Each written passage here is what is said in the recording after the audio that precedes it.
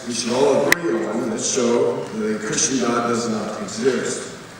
My claim is that these facts will force Dinesh into arguing over and over for what I call the Dumb and Dumber defense, based on the movie starring Jim Carrey.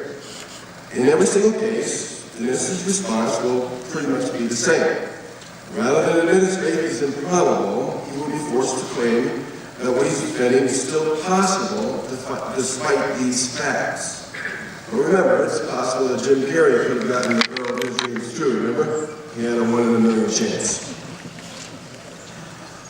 Isn't it obvious that had Dinesh been born with Muslim rather than Christian parents, he would be defending Allah tonight with the same passion? I wasn't born skeptical.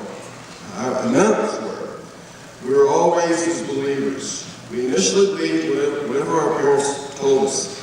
If they said there was a Santa Claus, then he existed until they said otherwise. If they had told us there was a God named Zeus, we would have believed it until they said otherwise. The problem is that our parents never told us that the Christian God didn't exist because their parents never told them he didn't exist. By the way, what he says about Christianity or Islam is equally true about beliefs in history or science. If you are born in Oxford, England, you are more likely to believe the theory of evolution than if you are born in Oxford, Mississippi.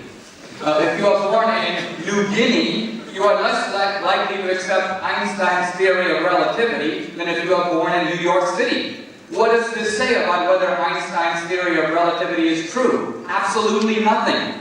In other words, John Loftus is guilty of what in logic is called the genetic fallacy. It's the fallacy of confusing the origin of an idea with its veracity. 100%, man, which is almost a logical contradiction. I have not been able to explain it. That I must go with logic every time, not what history may or may not show me to be the case. And I think I made that point before. Now, he asked me to put forth a scenario about how the universe came into existence. Well, one thing I do know is that Christians trust science in every single area on this campus, except when it comes in, when it denies one of their tenets of faith. You don't see a Christian walking into the chemistry lab and saying, no, there aren't that many elements.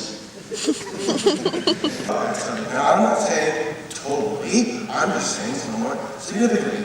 Watch which books you choose to read, because they do influence you.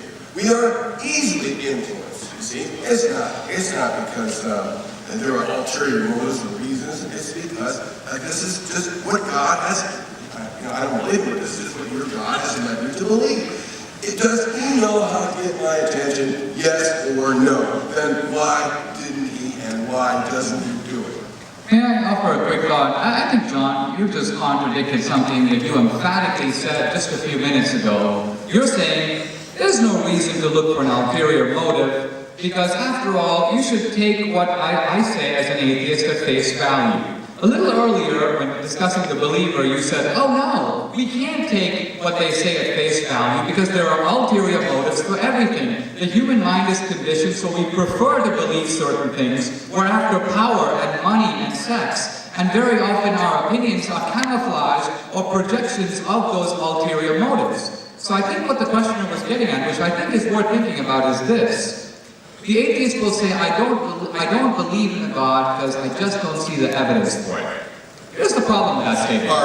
Let me finish my thought.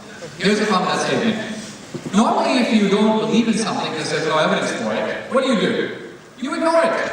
You go about your life as if there's something that you don't believe in doesn't exist because there's no proof for it. Case in point. I don't believe in unicorns. But you'll notice, I haven't written any books. The End of Unicorns. Unicorns are not great. The unicorn delusion. I don't spend my life debating and obsessing about unicorns. So I think what the questioner is saying is, here you are, John. If you don't believe in God, you don't think there's any evidence for it, walk away from it. But you seem passionately obsessed with this topic, and that seems to suggest that maybe you're trying to get away from something, and your own statement offers a clue. Christianity offers certain rules. Thou shalt not do this, thou shalt not do that. So one possible ulterior motive for wanting to reject Christianity is to get out from under the shadow of moral judgment, avoid the 10 Commandments, try to accept the morality where you make up the rules as you go along. That would be a perfectly consistent